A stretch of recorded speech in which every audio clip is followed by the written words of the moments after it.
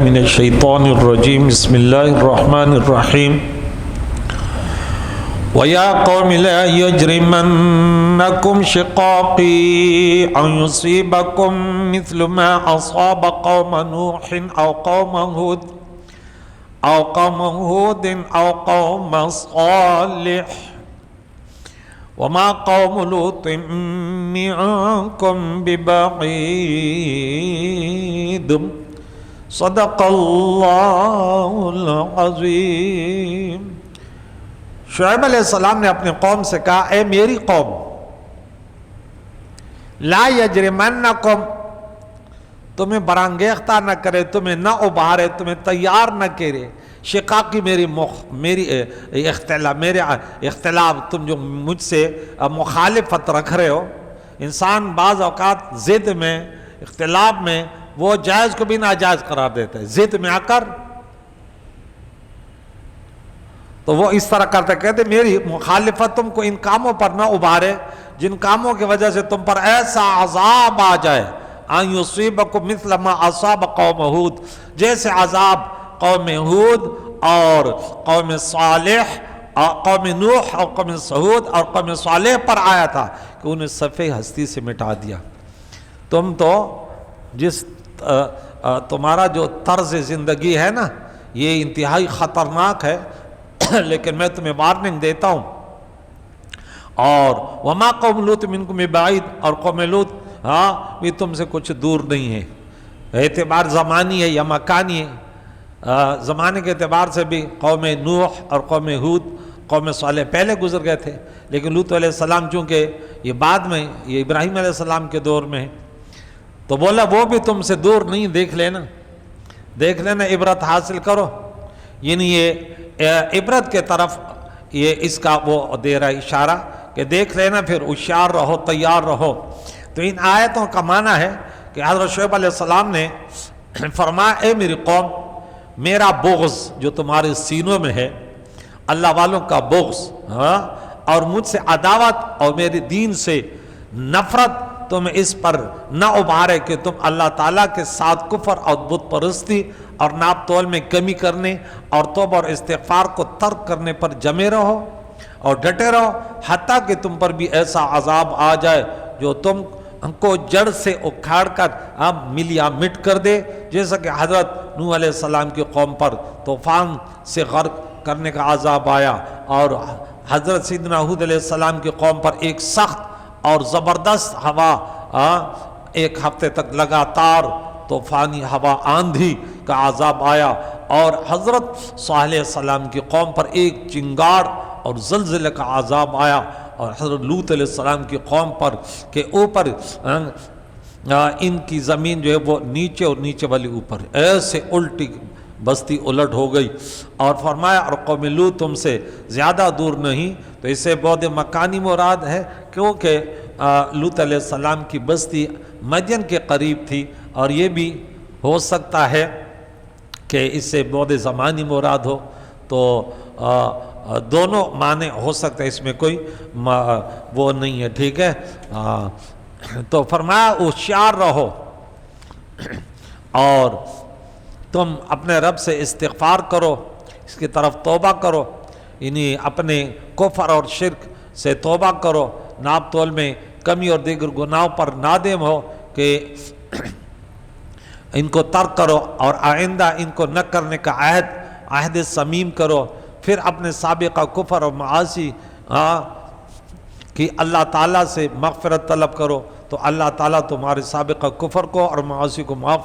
فرما دے گا، کیونکہ اللہ تعالیٰ بہت رحیم اور کریم ہے، اور استغفار کرنے والوں سے محبت فرماتا ہے۔ رحیم ودود، کل ہم نے سورۃ اس میں روم میں آیت نمبر 21 میں کیا پڑھا؟ وَمِنْ آیَاتِ أَنْ خَلَقَ مِنْ أَنْفُسِكُمْ أَزْوَاجًا لِتَسْكُنُوا إِلَيْهَا وَجَعَلَ بَيْنَكُم مَّوَدَّةً، ودود، محبت، اللہ تعالیٰ بہت محبت کرنے والا ہے۔ بہت سے پیغمبروں نے اپنی قوموں کو توبہ اور استغفار کا حکم دیا، جس سے معلوم ہوتا ہے کہ توبہ بڑی اہم چیز ہے۔ یہ بھی خیال رہے کہ ہر گناہ کی توبہ علیحدہ ہے، کفر کی توبہ ایمان لانا ہے، حقوق العباد کی توبہ انہیں ادا کر دینا ہے، اور اعلانیہ گناہ کا توبہ اعلانیہ کرنا ہوگا، تو مختلف قسم کے طریقے ہوتے معافی کے۔ قالوا یا شعیب، وہ کہنے لگے اے شعیب علیہ السلام، ما نفقہ کثیرا مما تقول، یہ آپ جو کہتے ہیں نا بہت ساری باتیں ہمارے سمجھ میں نہیں آتی۔ اب دیکھیں یہ بات آپ کو سمجھاتا ہوں کہ دین سے دور لے کہتے ہیں مولویوں کی بات ہمارے سمجھ، تو سمجھو کہ یہ لوگ برباد ہو چکے ہیں جن کو علماء کی باتیں سمجھ بھی نہیں، کہتے ہمارے سمجھ میں نہیں آتی، کیونکہ عالم دین کی بات کرتا ہے، اور ایک جاہل اور ایک وڈیرا اور ایک دنیا پرست عصبیت پرست وہ کہتے ہیں ہمارے ترازو سے تول، ہم کہتے ہیں نہیں شریعت کے ترازو سے تولیں گے، ہاں تمہاری بات یہاں نہیں چلے گی۔ ہاں کافروں کا اے شعیب تمہاری اکثر باتیں ہماری سمجھ میں نہیں آتی، اور بلا شبہ ہم سمجھتے ہیں کہ تم ہم میں کمزور ہیں، ہاں مما تقول جو تو کہتا ہمارے ذہنوں میں نہیں آتی، وَإِنَّا لَنَرَاكَ فِينَا ضَعِيفًا ہم تم سے زیادہ طاقت رکھتے ہیں، وَلَوْلَا رَهْطُكَ اگر تیرا قبیلہ یہ قنبہ نہ ہوتا لَرَجَمْنَاكَ ہم تمہیں پتھر مار مار کے تمہیں سنسار کر دیتے، وَمَا أَنْتَ عَلَيْنَا بِعَزِيزٍ اور تم ہم پر کوئی بھاری نہیں ہے، کوئی زیادہ طاقتور نہیں ہے۔ شعیب علیہ السلام نے کہا قال یا قوم، اے میری قوم، اَرَحْتُ يَعْزُ عَلَيْكُمْ مِنَ اللَّهِ میری قوم کیا کہہ رہے ہو، کیا تمہارے نزدیک میرا قبیلہ اللہ سے زیادہ تمہیں عزیز ہے، زیادہ طاقتور ہے، زیادہ ان کا خوف تم رکھتے ہو؟ اللہ اکبر۔ وَاتَّخَذْتُمُوهُ وَرَاءَكُمْ ظُهْرِيًّا اور تم نے اللہ کریم کو بالکل نظر انداز کیا ہوا ہے، ایک چیز کو پس سے پوش ڈالنا یہ اللہ تعالیٰ کی قدرت ہے، ان کو تم نے بالکل ایسے کر سمجھ رکھا ہے۔ ان ربی بما تعملون محیط، اور اللہ تعالیٰ جو میرا رب جو تم کرتے ہو ان پر وہ اللہ میرا جو ہے محیط ہے، احاطہ کیا ہوا ہے۔ یہاں دیکھیں فقہ کا معنی کیا ہے، اکثر لوگ فقہ کے لفظ سے بڑے چڑھتے ہیں نا، آپ جانتے ہیں ان لوگوں کو۔ اور شعیب علیہ السلام نے کہا ما نفقہ کثیرا، اور نفقہ فقہ سے بنا ہے، اس لیے ہم یہاں فقہ کا تھوڑا سا معنی بتا دیں۔ علامہ حسین بن محمد راغب اصفہانی 502 ان کا سن وفات ہے ہجری، وہ کہتے ہیں کہ حاضر کے علم سے غائب کے علم تک پہنچنا فقہ ہے۔ یہ قرآن ہے، یہ ہمارے پاس حاضر ہے، ایک ایسے مسئلہ ہے کہ یہاں پہ عبارت نص نہیں ہے، تو اس تک اس قرآن کے ذریعے پہنچنا اس کو فقہ کہتے ہیں۔ تو فقہ کی جو کتاب ہوتی ہے نا وہ قرآن حدیث سے ہی رسائی حاصل کرتے ہیں، لیکن وہ جن کے پاس سمجھ ہو اور ان علماء کو وہ مانے یہ مجتہدین کہ انہوں نے اب یہودیوں کے ڈالروں پہ پلے، وہ پھر کیا کہتے ہیں فقہ قرآن اور حدیث کو چھوڑ سے ایک تیسری کوئی الگ چیز ہے، تو وہ چونکہ ڈالر کو آزمانے کے لیے کی چیزیں کرتے ہیں، ورنہ ایسے کبھی نہ کہتے، ٹھیک ہے۔ وہ اسی سے ہم ہمیشہ کہتے ہیں کہ فقہ جو ہے وہ مثبت نہیں، وہ مظہر ہے، کسی مسئلے کو ثابت نہیں کرتے، وہ ظاہر کرتے کہ قرآن و حدیث میں یہ مسئلہ موجود ہے۔ تو جیسے سورہ نساء میں 78 میں ہم نے پڑھا فَمَا لِهَٰؤُ الْقَوْمِ اس قوم کو کیا ہوا لَا يَكَادُونَ يَفْقَهُونَ حَدِيثًا کہ یہ بات کو سمجھنے کے قریب نہیں ہے۔ اور اصطلاح میں احکام شرع کا دلائل کے ساتھ علم فقہ، اور فقہ کا معنی دین کی فہم ہے۔ اس کے علاوہ علامہ جزری لکھتے ہیں کہ فقہ کا اصل معنی ہے فہم، یہ لفظ شک کرنے اور فتح کھولنے سے ماخوذ ہے، یعنی کسی چیز کو شک کر کے پھاڑ کے اس کے گہرائی تک پہنچنا یا کسی گرے کو کھولنا، عرف میں فقہ علم شریعت کو کہتے ہیں، اور یہ احکام شرعیہ فریہ کے ساتھ خاص ہے۔ حضور علیہ السلام نے حضرت ابن عباس رضی اللہ تعالیٰ عنہما کے لیے دعا فرمائی اللہم فقہ فی الدین وعلمہ تعویل، یا اللہ میرے اس بیٹے، یہ اس کا کزن تھا حضرت عباس، ان کے چاچا ہیں اور یہ ان کے بیٹے ہیں، ٹھیک ہے، اس کو دین کی سمجھ عطا فرما اور اس کے تعویل کا علم عطا فرما، اس کے لیے دعا کی۔ تو وہ بہت بڑے شیخ القرآن بخاری کی حدیث ہے، علامہ بدر الدین عینی اس کے شرح میں لکھتے ہیں کہ اصطلاح میں فقہ کا معنی احکام شرعیہ فریہ کا وہ علم جو تفصیلی دلائل سے حاصل کیا گیا ہو۔ حسن بصری نے کہا فقہ فقیہ وہ شخص ہے جو دنیا میں رغبت نہ کرے اور آخرت میں رغبت کرے جیسے امام ابو حنیفہ، دین میں بصیرت رکھتا ہو جیسے امام شافعی، اور دائماً اپنے رب کی عبادت کرنا جیسے امام مالک، امام احمد بن حنبل۔ امام اعظم سے منقول ہے کہ معرفت النفس ما لہا وما علیہا، اپنے نفس کو پہچاننا کہ اس کے لیے اچھی چیزیں کیا ہیں اور اس کے لیے مضر چیزیں کیا ہیں۔ تو حضرت شعیب علیہ السلام نے ان سے مزید پھر آگے انہوں نے یہ بات کی کہ آپ ہم پر کوئی وہ نہیں ہے، تو معلوم ہوا کہ نبی کا کلام ایمان عقل سے سمجھ میں آتا ہے، ظاہری عقل اس لیے کافی نہیں ہے، بلکہ ان کے دیکھنے کے لیے بھی ایمانی نگاہ درکار ہوتے ہیں۔ اور ہم آپ کو کمزور سمجھتے ہیں، تو اس سے معلوم ہوا کہ نبی ولی کی طاقتوں کا انکار کرنا، انہیں کمزور سمجھنا کفار کا کام ہے۔ رب تعالیٰ نے انہیں وہ طاقت بخشی ہے کہ ان کے مقابل کوئی طاقت کام نہیں کرتی۔ بڑے بڑے قارون و فرعون یہ سب انبیاء علیہ السلام کے مقابلے میں تو ڈوب گئے، اور اگر تمہارا یہ کنبہ نہ ہوتا، یعنی تمہاری وہ عزیز قرابدار جو ہمارے دین میں ہیں، اگر ہم تمہیں دکھ پہنچائیں تو انہیں قرابت داری کا پاس ہوگا، تمہاری حمایت میں وہ ہم سے لڑیں گے، اس لیے ہم تم سے کچھ نہیں کہتے۔ جیسے کفار مکہ ابو طالب کے لحاظ سے پیارے عقائد و جہان کی رعایت کرتے تھے اور اظہار ثانی سے ڈرتے تھے، تو ومان علینا بعزیز، اور آپ ہمارے نگاہوں میں کوئی عزت والے نہیں، ہم پر کوئی بھاری نہیں، ہمیں طاقتور نہیں ہے۔ معلوم ہوا کہ جو خود ذلیل ہو وہ نبی کی عزت کیا جانے۔ یہی موجود زمانے میں اس قسم کے فرقے ہیں، ان سب کا ماخذ جو ہے نا وہ یہی بکواس ہے، جنہوں نے قرآن میں انبیاء علیہ السلام کے بارے میں کہا کہ انبیاء کے بارے میں اس قسم کے الفاظ کہ اللہ کی پناہ ماہ رمضان ہے، اور ہم کہتے ہمارے شیخ تھے، بولے ان لوگوں کا ان کو اللہ نے ذلیل کیا، بولے اپنے مجلس میں ان کا نام ہی نہ لو، یہ خود بخود اپنی موت مر گئے اور مریں گے۔ آگے پھر فرمایا کہ یہ میری قوم کیا تم پر یہ اللہ تعالیٰ سے زیادہ طاقتور ہے، اور تم نے اللہ تعالیٰ کی اتنی شان ہے اسے تم نے اپنے پیٹھ کے پیچھے ڈال رکھا ہے۔ کیا معلوم ہوا کہ نبی کے فرمان کو پیٹھ دینا در حقیقت رب کے فرمان کو پیٹھ دینا ہے، اور ان کے فرمان برداری رب کی اطاعت ہے۔ ان ربی بما تعملون محیط، بے شک میرا رب جو تم کرتے اس کو سب کو گھیرے ہوئے ہے، وہ اللہ تعالیٰ کی قدرت دائرہ میں ہے۔ ویا قوم، آخر میں شعیب علیہ السلام کہتے اے میری قوم اعملوا علی مکانتکم، تو اپنی جگہ اپنے کام کیے جاؤ۔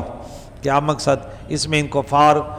کو شرک و بت پرستی کی اجازت دینا مقصود نہیں ہے، بلکہ اظہار غضب مقصود ہے۔ جیسے رب تعالیٰ نے فرمایا فمن شاء فلیؤمن ومن شاء فلیکفر، سورہ کہف آیت نمبر 29، اور جو چاہے تو وہ ایمان لائے، جو چاہے تو کفر اختیار کرے۔ یہ ڈانٹ ڈپٹ ہوتے، کوئی بچے سے ناراض ہوتا ہے، بولے بیٹے جو مر دیا کہ وہ کرو، تو وہ جب باپ کی بات نہیں مانتا تو باپ دھمکی دیتے ہیں جاؤ جو مرضی آئے کرو۔ یہ ناراضگی کا وہ ہے، یہ اجازت نہیں ہوتی۔ یا موسیٰ علیہ السلام نے جادوگروں کا القوا ما انتم ملقون، تو اس سے مراد اجازت نہیں ہے اس علم یا اس عمل کی۔ وَيَا قَوْمِ اعْمَلُوا عَلَىٰ مَا إِنِّي عَامِلٌ سَوْفَ تَعْلَمُونَ، من قریب تم جان لو گے من یأتی عذاب یخزی کی، کس پر وہ عذاب رسوا کرنے والا آتا ہے، ومن ہوا کاذب، اور کون ہے جھوٹا کاذب، وارتقبوا، انتظار کرو، انی معکم رقیب، میں بھی انتظار کرنے والوں میں سے ہوں کہ کیا ہوتا ہے، یعنی تم میرے ہلاکت کا انتظار کرو، کیونکہ وہ کہتے تھے کہ ہمارے بت شعیب علیہ السلام اور مومنوں کو تباہ کر دیں گے۔ آپ نے فرمایا کہ آئندہ زمانہ خود بتا دے گا کہ تباہ کون ہوا، میں یا تم۔ یہ کلام بھی اظہار غضب کے لیے تھا۔ تو ہمیشہ فرعونی، قارونی، نمرودی جو بھی باطل کے مقابلے میں آئے، قیامت تک قانون ہے، انہیں کبھی کامیابی نہیں ہے، وہ برباد ہی ہوگا۔ تو ولما جاء امرنا، اور جب ہمارا حکم آیا، یا امر سے مراد شرعی امر نہیں ہے بلکہ تکوینی امر ہے، یعنی ان کی ہلاکت کا حکم جو فرشتوں کو سنا دیا گیا تھا، نجینا شعیبہ، ہم نے شعیب علیہ السلام کو نجات دی، والذین آمنوا معہ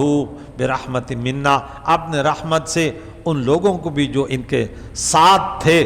وَأَخَذَتِ الَّذِينَ ظَلَمُوا الصَّيْحَةُ، اور ظالموں کو چنگاڑ نے، صیحہ نے